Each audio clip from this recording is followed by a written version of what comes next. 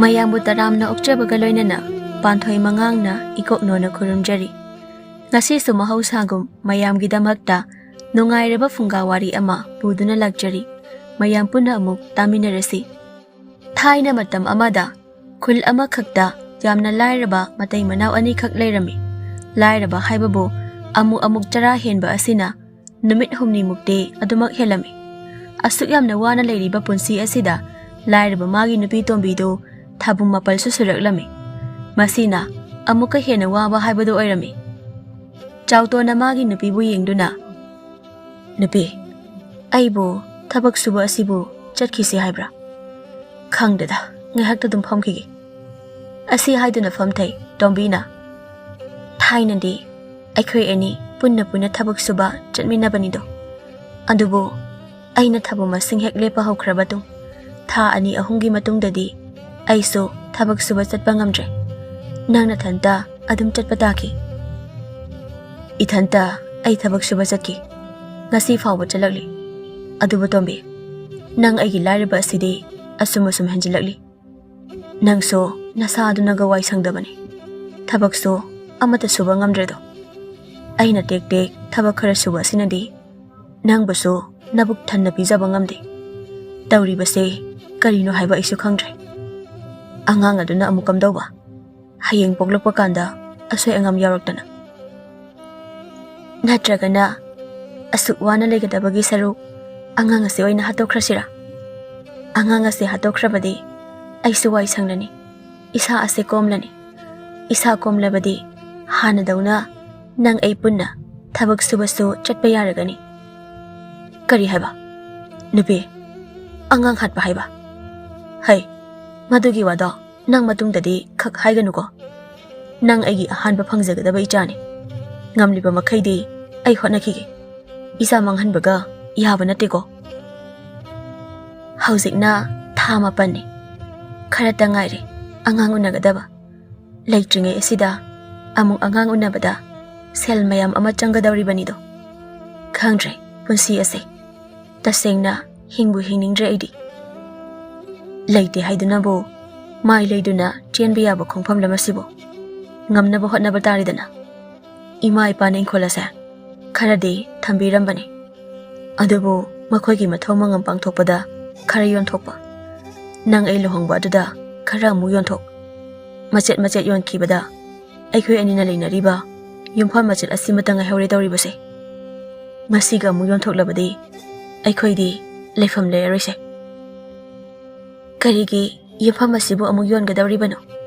ꯃꯁꯤ ꯌꯣꯟꯕ ꯌꯥꯗꯦ꯫ ꯅꯪ ꯑꯩꯒꯤꯗ ꯈꯜꯂꯨꯕ ꯌꯥꯗꯦ꯫ ꯄꯣꯛꯂꯛꯀꯗꯧꯔꯤꯕ ꯏꯆꯥ ꯑꯁꯤꯒꯤꯁꯨ ꯈꯔ ꯈꯟꯁꯦ꯫ ꯍꯌꯦꯡ ꯇꯨꯡꯗ ꯏꯆꯥ ꯑꯁꯤꯅ ꯂꯩꯐꯝ ꯆꯥꯐꯝ ꯂꯩꯇ꯭ꯔꯗꯨꯅ ꯑꯉꯥꯎꯕꯒꯨꯝ ꯑꯃꯒꯤꯗ ꯑꯃꯨꯛ ꯆꯠ ꯇꯧꯗꯨꯅ ꯌꯥꯔꯦꯛꯐꯝ ꯊꯤꯕꯗꯣ ꯃꯃꯥ ꯑꯩꯒꯤ ꯊꯃꯣꯏ ꯑꯁꯤꯅ ꯌꯦꯡꯕ ꯉꯝꯖꯔꯣꯏ꯫ ꯅꯨꯄꯤ, ꯍꯧꯖꯤꯛ ꯑꯣꯏꯔꯤꯕ ꯑꯩꯈꯣꯏ ꯑꯅꯤꯒꯤ ꯐꯤꯕꯝ ꯑꯁꯦ ꯌꯥꯝꯅ ꯂꯨꯔꯦ꯫ ꯃꯁꯤꯗ ꯋꯥꯈꯜ ꯈꯜꯍꯧꯗꯅ ꯈꯖꯤꯛ ꯍꯦꯛ ꯈꯣꯡꯐꯝ ꯁꯣꯏꯅ ꯊꯥꯡꯂꯨꯕꯗ ꯑꯩꯈꯣꯏꯒꯤ ꯇꯨꯡꯒꯤ ꯄꯨꯟꯁꯤꯁꯦ ꯂꯝꯕꯤ ꯂꯥꯟꯅ ꯆꯠꯈꯤꯗꯨꯅ ꯑꯋꯥꯕꯒꯤ ꯑꯋꯥꯕ ꯉꯥꯛꯇꯅꯤ ꯅꯪꯒꯗꯧꯔꯤꯕꯁꯦ꯫ ꯑꯗꯨꯅ ꯀꯔꯤ ꯀꯔꯝ ꯇꯧꯕ ꯍꯥꯏꯕꯗꯣ ꯑꯩꯈꯣꯏ ꯑꯅꯤ ꯌꯥꯝꯅ ꯃꯨꯟꯅ ꯋꯥꯔꯤ ꯁꯥꯟꯅꯗꯨꯅ ꯈꯟꯅꯕ ꯇꯥꯏ꯫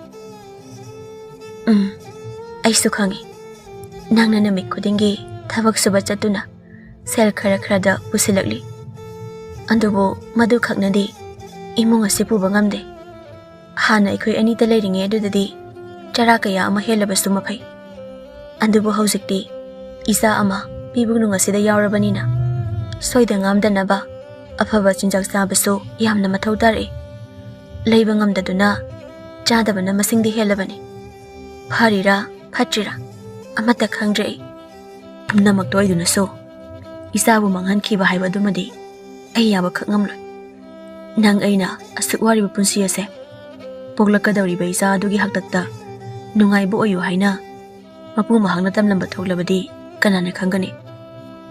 ꯏꯆꯥ ꯑꯗꯨꯃꯗꯤ ꯑꯁꯣꯏ ꯑꯉꯥꯝ ꯌꯥꯎꯗꯅ ꯇꯥꯏꯕꯪꯗ ꯐꯥꯎꯔꯛꯅꯕ ꯍꯣꯠꯅꯁꯤ꯫ ꯑꯩ ꯃꯄꯥꯅꯤ, ꯏꯆꯥ ꯑꯁꯤꯒꯤ ꯃꯄꯥ꯫ ꯃꯁꯤꯃꯗꯤ ꯑꯩꯒꯤ ꯏꯊꯧꯗꯥꯡꯅꯤ꯫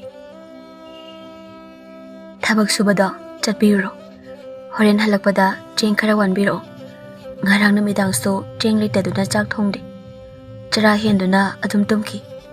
Ngasi ayukso amuk henba tari. Horendo khara ngana hek hanbiraklo. Nangbo ine khoidaga kharaga hangduba yaroidra. Aina chara henbade karisu thoidokte. Nangna chara henba asidi fattaba kaya ama oigani. Isa sa asoy angam yawgani. Nangbo amukta cheng khara hanglugera. Talida ai makhoidaga changadaba tasengna ai tallabani. Mamong nupi asa karino matawi. Khuka yamna kami. Changadaba kizai ai. Ine asibudi yamna phai. Adubu mamong nupi asimadi nate kaidoragene haishibo. Aina pisakpina awabu ulen nangduna lairakpaduda. Ine asina aibu yengsanbirakibani. Tombe nang ine asidadi fataba khakhanganuko. Mahak lairamdrabadi ai ase ngasigi taibang palasida hinglamdabasu ye.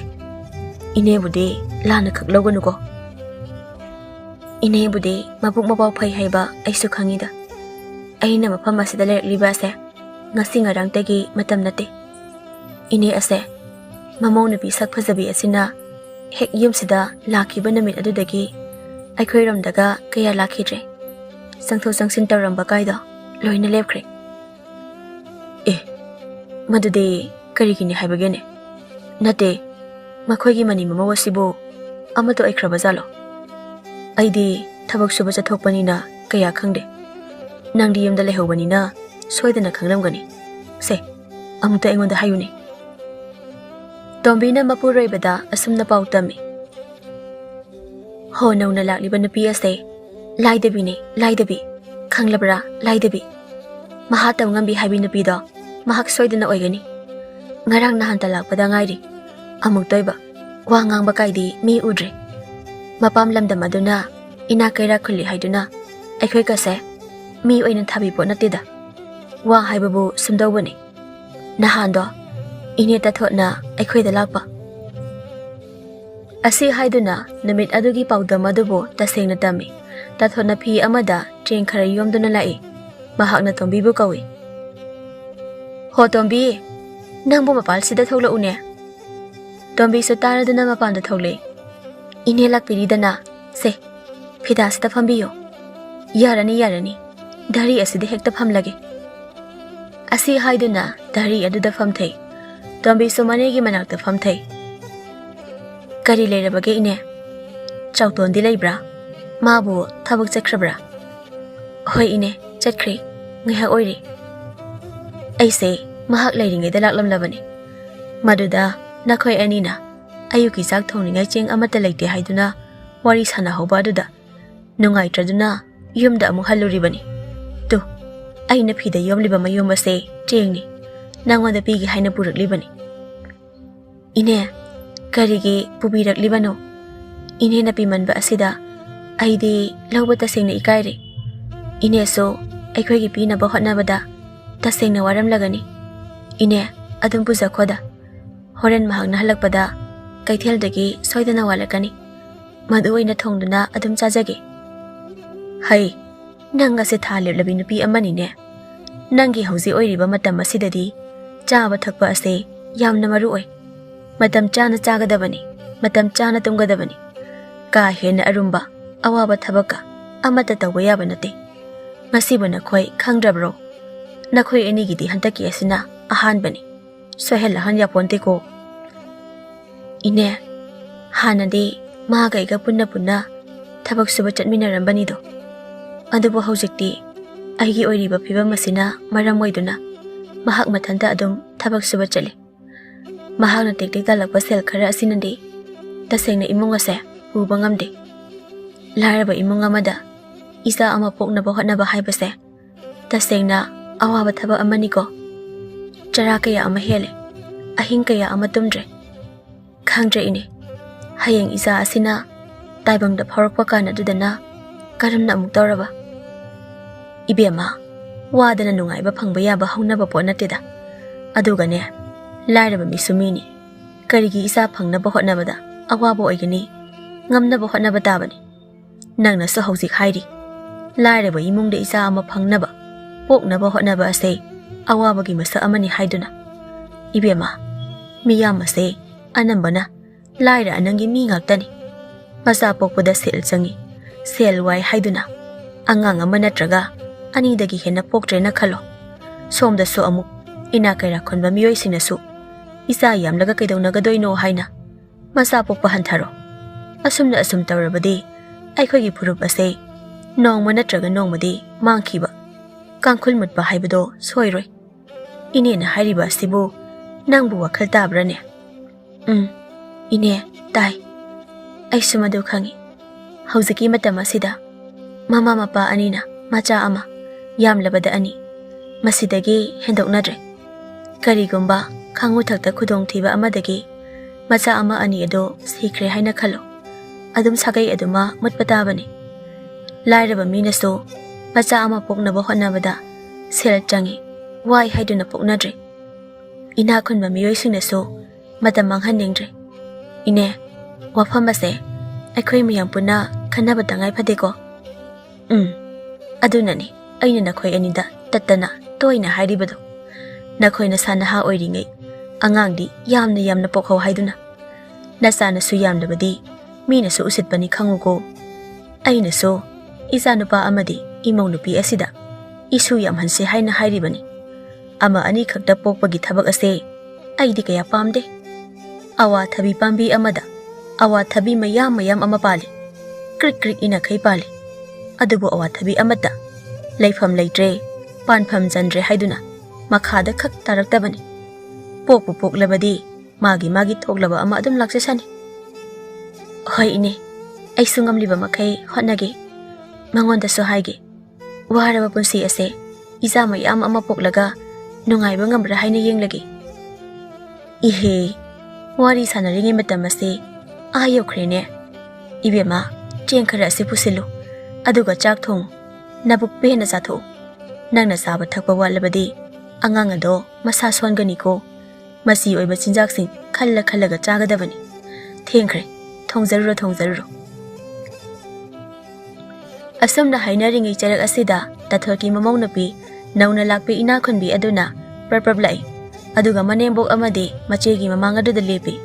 Ina khunbina manembok po yengduna asumna hai. Is kaya duna yengune. Chengphudagi chengkaise hekta kotlaga pui habani. Phi asidaga hapladana. He hanubi nangna tawriba sibu karino. Tathot mahaki punsida amukta mangludaba khalludaba taibang amakhakni handang mahangna uriba singasi. Mamau nupi ina khunbi asina mahaki yumaduda lohongduna mau oina hek lakpa hawkhiba namit adudagi hauna uhaidaba saktam ama uba hawrakhibani. Ibema kari wangangni haibagi nangbo ai ase nanembok nine. Ho inembok ai banane aina haijariba ase migida chatuna hajarubadi natedana. Karigino ching huranduna pubiriba sibo. Aidi huran basunatana imau nupi tombi se masanaga wai sangdabane. Sara henba asida nungaitraduna ayuk asigi chak thonglaga chanaba haiduna cheng khara ase pige haina tawbani. On thok na minungsi chawbi khredako nasanadi selsaki ama tandrabanina pamu yaithakase kari su khanglam loine. Karigi cheng kanada piba ina khunbi aina leiringai aigi iral amata kanada su piba yaroi. Ima khoibu hana karamba phibamda leirambage nabe ma ilakpadagi natro hawba kaya ama phamja chaduna leiba phangjariba ipamdagi aigidama ulakhiba awun law adudagi phangkhiba chengni mase aigi ayaba yaudana karigino nangni heta pithoke haina tarumliba sibo.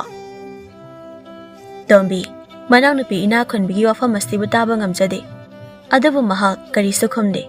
Tathoso mamau nupigi maram chatbo munna khangba mini. Adubu oiribo wafam ado mafam aduda ngangnaba chumde haina khalladuna mahakna khumi. Ibema ima lale se chengmayo mase pukhromu ima matungda amuk hana asumna tawaroi migi mamangda phajadi se masi pukhro. Ina khunbina chengmayo madubu ta mulle aduga mi singse mamai pandi pandaba zaniko. Hauziki matam asida mingondagi niraga chagani haina khaliba makok singase ngaktaba ngamde aidi. Makhong makot tekbasu nate mamit tangbasu nate karino thaba ama migi minai oirugera chana baseng phawbadi ngamnaba wanaba hotnabana fabani aikhoi yum ama palibani amurak anirakti kadaino haibabu masidi asum henjilakle masidagi makha amu taramba thoklabadi ina khunbi aibu phatte haina khak haigano aina tarakpadi yeng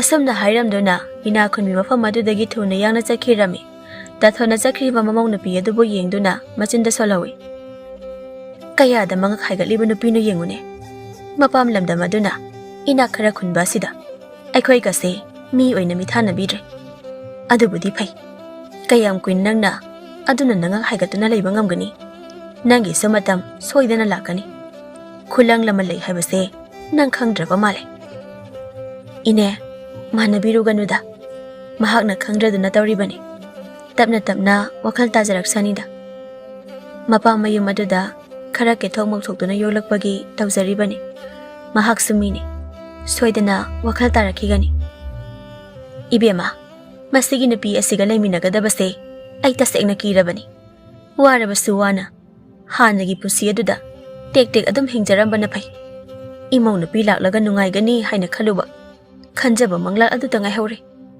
mahang namu wakhal tarakpa kaidudi oiraroi angang matik natana wahai wata yamna sulude isa nupa aduna karamba matamda thengnaruduna mahak asibu imau nupi oina pusilaklibano khangdi thoina so khanjanbironuda ado ine bulabukta hek piruk hek pachatba andubo chatpiriba natra khoin he aidi kabu kawrure nadon sakhido aibu ngaiduna leramlagani aidi wakhan bo oirudre tathot phamlambado phukhagole aduga wa makha tare ibema nang sauranuko kona mu ine na mateng pangba haibaduni nanaw nupi asibusu nang khak sauganuko asamna hairamduna tathot mayum lamda chakhirami tombina machinda solawi senjau paiba ina kaira khunba makhoinandi lairaba ikhoise kariso mi oina lobideko lairaba ikhoi leibagi ina khunba makhoi leiribane haibase khangdra male sel khara paikhalak mi singse tumit kang oina loina unarak bajani ngarang talak pamong mahakna asiyaw na ngamlaba kharaga leiragadi yum kaise mathakta paiki dawri bajani ina kaira khulle haiduna adumukpa mahakna mukliba ase nongmadi soidana pek telakani haiba masana khangjadene changloi nakhoidaga amata angangna na du yamno isitraga aina karigi changjarugani asumda tombina magi mapuroibada pautami wafamadu taraba matungda chautona kayada ngamlibano yengune nupi makhoidaga nang pakna changla unuko aduga mahaka khaksumanagano asiguma mi asiga manaruba khakhaunadi makhoidagi hanglaga changadabagi saru aikhoi ani chara dum helasi makhoidagi ni drabasto aikhoi ani chara dum heliba sidagidi kharada ngairi isa ase pokta pokhisano nangi na tung amu ilaga thabak suba horadabani imong ase amukta nungai henba ngambre yenge ahandada isa nupa ama hana poklaba mathangdana isa nupi ama amu poklaba isa nupa amaga icha nupi amaga poklabadi yare isa aniga ikhoi mari punna nungai na hingba yaragani hausiktaso haikibada ngairi onthokna thuna kawira boida karigi isa anidang pokani aidi mari manga poke haina khalibani isa mari manga poklaga nungai na hinge kalak yengthi mayam asigi mamangda chayam popi mamani haiduna lenajagi fajarani naza mayam ama mari poklena khalo naza singdu pijani ngai kari seleklaroi nang sodudagidi kanglibana yang adudagi amuka hena kangsinkragani naza mayamgi matha aduna nako odo hotna lerani nako aduna sangba imuk chawraga nasamna aduna ifan phanduna angawi amagumna leragani fajarani hairibasini nangi fajaba saktamdo madutada asengba khangani ho madu pumba nupanagi nakuta loina lei karigi aina angawi amagumna leijarugani yengo matamduda soidana khangani khonglaga khangba haiduni isa yamba haunadeko mi yamlaga kaino yambani kaino yamlabadi hui makok ngawbani ko chakna laitang ama charaga Isana sangbay ama poke haibadi khak yaroi. Usek machagina pikna mahum saba. Uchek asawbagina chauna mahum saba hona sani. Kawgani ko nupi. Hoise, phare. Masina tungi wani. Hauzi hauziki oiriba wafam masina. Sel khara hana thorang tawduna thambidaba yaroi ko. Koidrabani. Isa unagadaba. Isa unabada sel amuk changadoribani. Hoini, aisu khangini. Madugi seldo. Kanadagi karam haina hangsige. Lausige haina khalibani aisu. Lienglu bada puthaba haibado oire. Puthariba sina selgi komda oirebadi phaido. Adusu nate. Amangbagi kom asida puthaba sinade kaisu kanade. Hoi. Ai kanadano hanglage. Aina thokpa ngamnaba thiraklage. Ado ai amuk chanaba tawrage. Nang phajana leramuko. Ngarangdagi niko. Ima icha aikhoi anina chara helakliba se. Horen kharangana yumda hanbirao. Asumna wari sanaraba tungda chawton mayumdagi thokri. Tombi so hawatuna imungda changkhirami. Somdana tathorki mayumdani. Ina khunbina asumna imung aduda law khongli. Hakjang ase ngamde haiba khanglibani. Adu oirabadi thabak ase mahakna khasiktang oirabasu mateng pangba yai haiwani. Pumnamak asibu aina tawdaba yade haibagi mawongda thamliba asibu karigino. Natte yum asida leiriba asibu ai thantaro. Pumnamak asibu aina tawdaba yade haibagi mawongda masidi yamna henmale. Asupna makha tana taraklabadi aigi khutta mi siba yawnarakkani ko. Kai hada usikhidraba hanubino yengoba. Ngasi aina sawninglaktana insangdane hu haplaga kok pijagani ko. Mapaladudana tathwana famli imungda magi mamong nubi sak phajabi aduna ngangli sakliba sing ado mahakna loina tai adubu kari sumaha khumde mapukningdadi asumna khali. Nairamchat adugi hairabadi aduna naraga leiba aduna hena matik chabani. Hamung aduda kunduna leirabanina uningdaba nangi saktam adusu udredo. Masini hena nungaire idi. Khaira kuina naduna phamungdagi machi amatte hendokpa ngamdrabadi phagani. Karigi thabak tawba. Karigi chang insang thongba. Thongloi. Masa ase aram khorangba phawamduna makhoido ase prok prok sakhange. Ngarangi nga kha manasu aingon hekto usitaba yabra. Migi mamu haibasidi thudek laga phagadabani. Ngaksaw thek tuna wajaw ngangkhiba duda. Tingkhang tumbogi chaina ma phangbada swai mangkhraga dawbani. Lin phawba makonda sanglamdaidadi chumbani.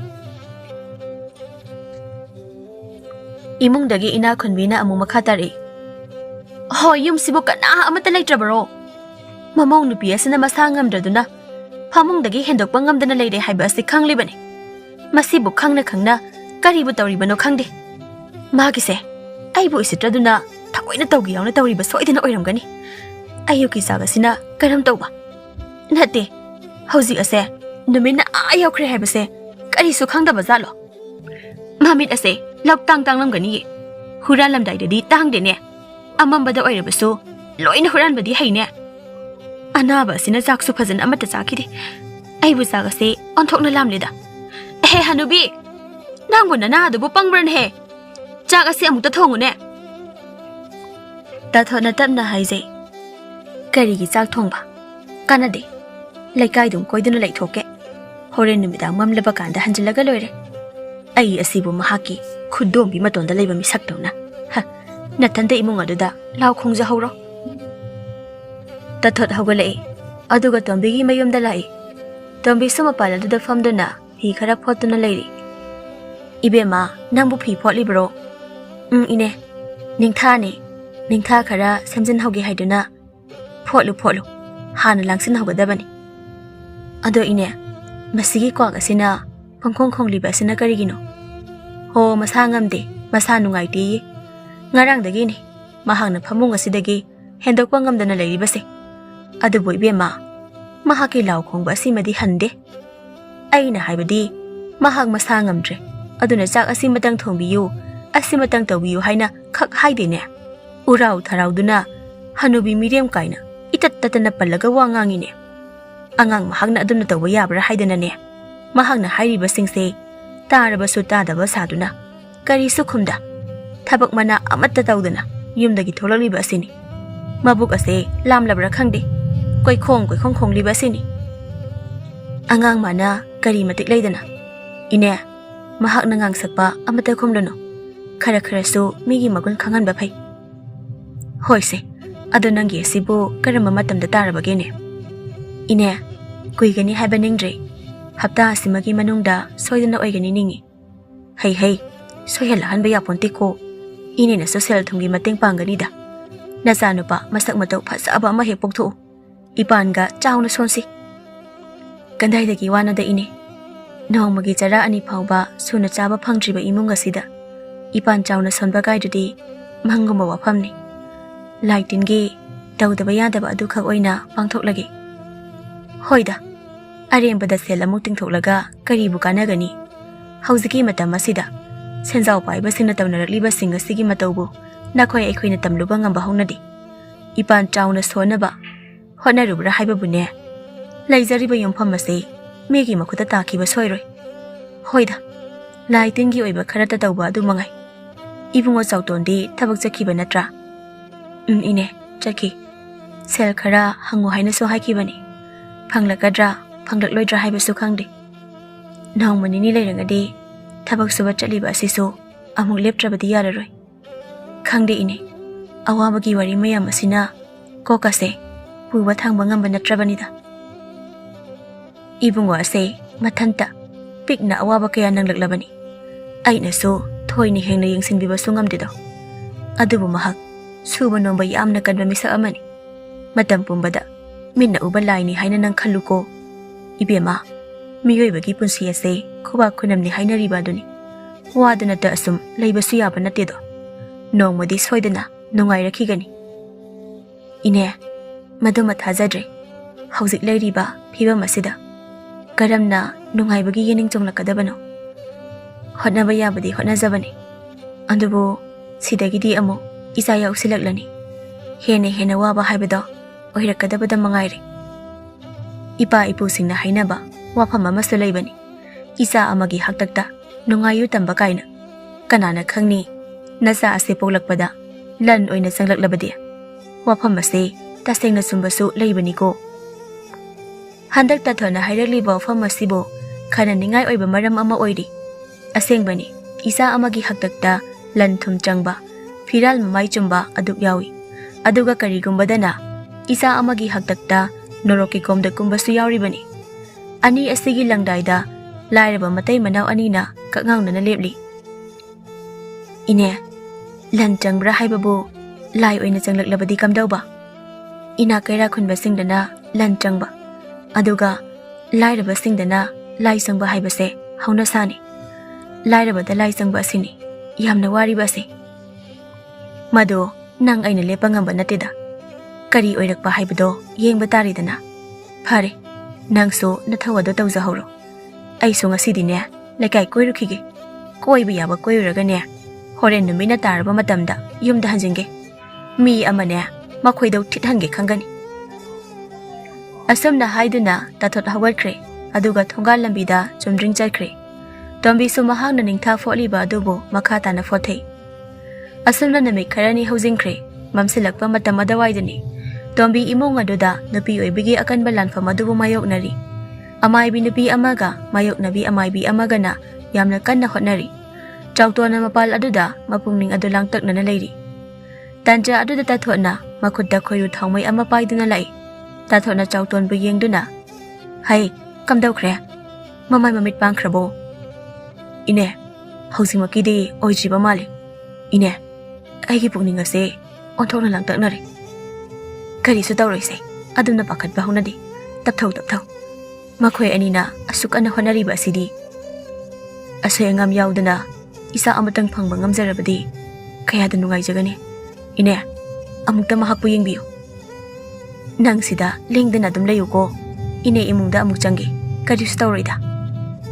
tathot imungda changki rame chakton tawhum khangda sumanga duda koijat chatuna lehawi mikup amagi matungdani imung adudagi angang nawa amana kablakpagi khonjel ama thoklei ikhang khanghaudana tholakliba khonjel adubo mapangda leiriba chawtona hektarari chawton mathamoido swailawi mamaido imunglamda phat leishili aigi sagi khonjel ni mase isa ama phangle Ngasi haba numit asidagi mapa ama haibado ay oireko.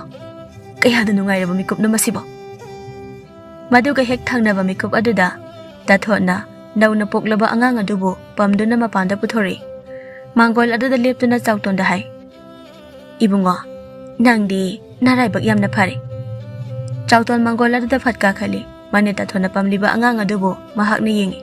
Angang adubu yengduna maithong aduda momonok jari.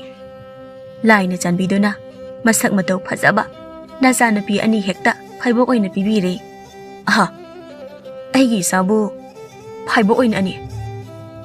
Ibungo, angang ani sigi haktaktagi nanggi imung ase lan thum sangduna nungai yaifaba oyuko. Afaba nungaiba aduda phangba oirasanu. Ado angangi mamade kariso asoi angam yaudaba natra? Yaude mahak karisu taude mahak potha hauri. Tatho changkre chawton masa pumba haraubuna loikre asumna namit adu masu loikre. Chawton amadi tombi machanpi phaibok ani adubu nawrokduna leiba haurakle. Matam asida chawton so thabak suba chale. Mahakna tawruba thabak singda kanarakpa haibado oirami. Mahaki punsigi phiran mamai ado chumlakpagum tawrari. Meina sunuk siba helei sel thum tansin baso helaklami. Maram chadana sel hek phanglakpa asigumba asi yamna toina tawraklami. Asumna tawrakpa asina tek sanalupa khara hana sajinjarami. Handak ikhang khangaudana honglakliba ahongba asina makhoi anigi thamoi adudadi harauba haibado oirami. Mama, akhoi anigi saase lanniko. Makhoi na akhoi gi iralasida hek phaurakhiba mikup adudagi hauna imung ase ahongba kaya ama purakle. Lan changba angang haibado mahak oibadai. Akhoi anigi warba punsi asibu mapu mahakna yengba ngamdraduna akhoi anigi damakta thabirakpai chani. Isa singse kaidrungda khak miraiba yadiko. Asumna kuba khunam anigi langdaida punsigi yamjeng laibakna phakiduna machanupi anigi haktakta nungaiba phangba haibado makhoi ani oikhirami.